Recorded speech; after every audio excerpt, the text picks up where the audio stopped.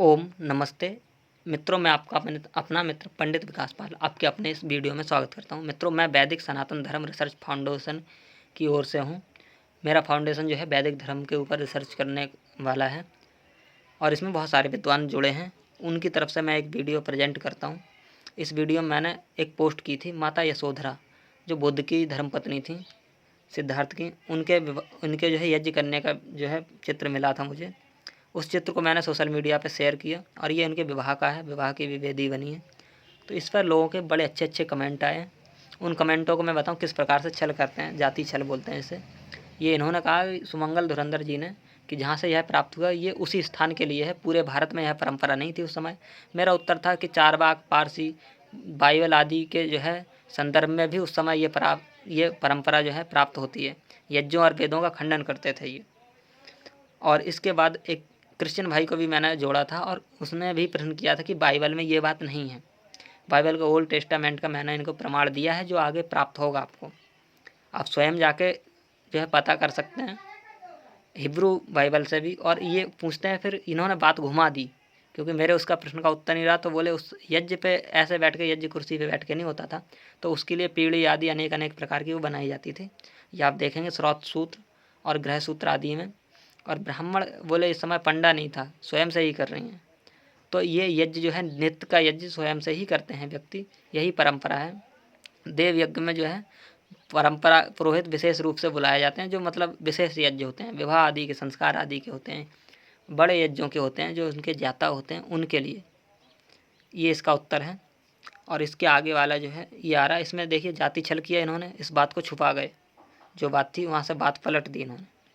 फिर ये कहते हैं यह सील जो है यशोधरा के समकालीन है या नहीं, इस किस जगह से प्राप्त हुई है। तो ये सील जो है, और इनमें फिर प्रश्न किया कि सील में जो दाढ़ी वाला साधु उसका जनेऊ नहीं है।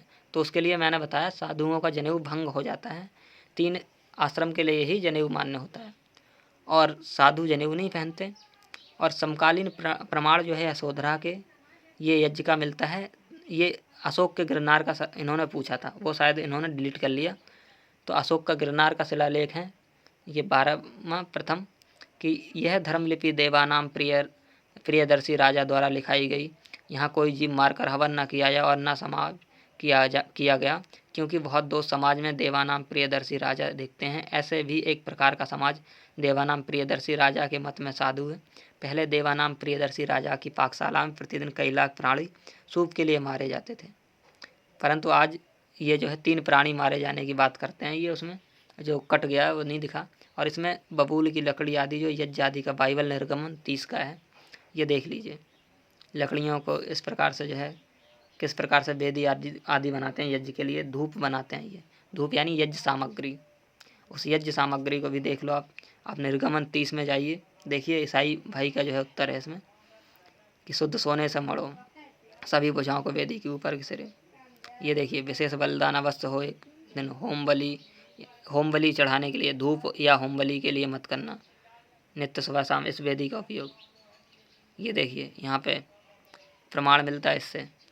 और ये जो है ये कह रहे हैं भयानक घटना हो जाएगी, हर एक पुरुष जिससे गिना जाए 20 या उससे अधिक, यानी नित्य यज्ञ करने की जो है परंपरा थी वहाँ पे। उनका जो है वर्णन मिलता है कि करना ही करना है अनिवार्य है। कांसे की चिलमची बनाओ, यहोवा ने 17 में, इसे कांसे के आधार पर रखो, तुम इसका उपयोग हाथ पैर धोने के लिए करोगे। ये जो है अंग स्पर्श आदि के जो है वेदी के समय भी यहोवा की सेवा करने या धूप जलाने आए। मिलाप वाले तंबू में जो पानी से हाथ और पैर अवश्य धोएं, इससे वे मरेंगे नहीं हर बार। ये शुचिता की बात कर रहे हैं। और ये अभिषेक के तेल आदि को जो घृत आदि डालते हैं उसका इन्होंने तेल किया है शायद। तो ये देखो यहोवा ने सुगंध, और ये मसाले भी बताए जो ये हवन सामग्री होती है, जो औषधियाँ आदि, रसगंधा, कस्तूरी गंधिका, विरोजा, शुद्ध लोबान, सावधानी रखो तुम्हारे पास मसालों की बराबर मात्रा हो। मात्रा भी कितनी बारीक की बात कही है। मसालों को सुगंधित धूप बनाने के लिए आपस में मिलाओ, उसे इसी प्रकार मिलाओ जैसे सुगंध वाला। ये जो है सही से लगे नहीं स्क्रीनशॉट, इसलिए आपको दिक्कत आ रही है, पर देख लीजिए आप, गूगल करके आप देख लीजिए इसमें। और ये देखिए सुगंधित मसाला को सुगंधित धूप बनाने के लिए आपस में मिलाओ, इसे उसी प्रकार मिलाओ जैसे सुगंध बनाने वाला व्यक्ति करता है। इस धूप में नमक भी मिलाओ।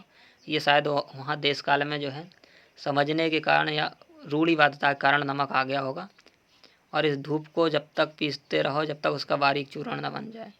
मिलाप वाले और ये देखिए और भी चीज़ें हैं, इस प्रकार की चीज़ें हमारे यहाँ पे घृत आदि डाला जाता है यज्ञ में। ये सुगंधित तेल का वो कर रहे हैं, शायद जो है वेदों आदि को ना समझने के कारण ये बातें हो गई हों उनमें। अन्यथा यज्ञ की परंपरा वहाँ भी प्राप्त होती, अलग अलग प्रकार से यज्ञ की परंपरा प्राप्त होती है। जैसे कि पारसियों में खड़े होकर यज्ञ करते हैं, पर वो यज्ञ करते हैं, और ईसाइयों में इस प्रकार करते हैं। ओम नमस्ते, जय श्री राम।